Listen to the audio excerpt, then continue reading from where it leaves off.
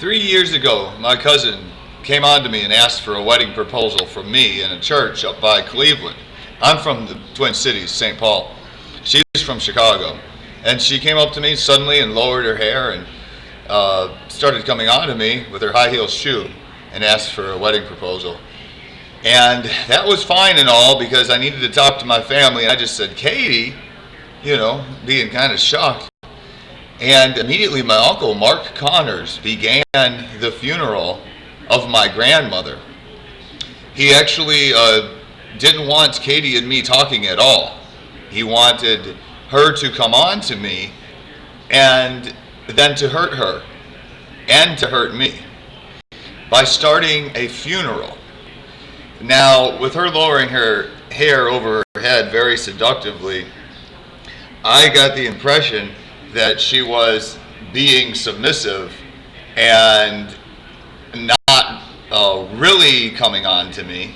But when my uncle started the funeral as she was doing so, then I got the idea that she was really coming on to me. And on top of that, my uncle Mark Connors wanted to use a church service to ingrain the sexual advance.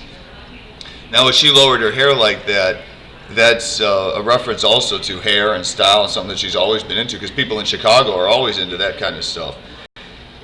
And there's also a beauty salon, which the second uncle of my aunt had procured recently in Bellaire, called the Turning Heads. Now, it used to be called the Finishing Touch.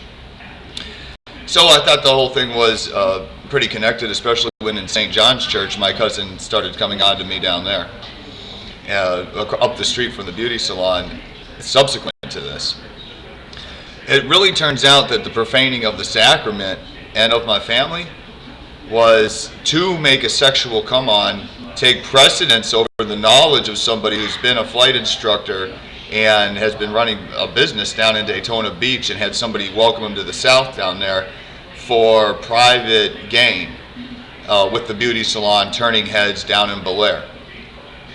And it actually worked out to that effect. So then the uncle, having started the funeral, became angry at what he was doing and used another profanity in his home just recently, screaming a profanity in the house so that everybody in the house could hear it, while talking with me on the phone, because I was being reasonable and logical about the whole thing in order to disturb the mind of the other person or persons in the house.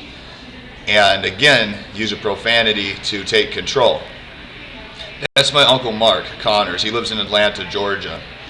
So, me being from in the South originally, I would figure that I would only receive assistance and support from people in Atlanta. But as it turns out, when mistakes are made, then they hurt the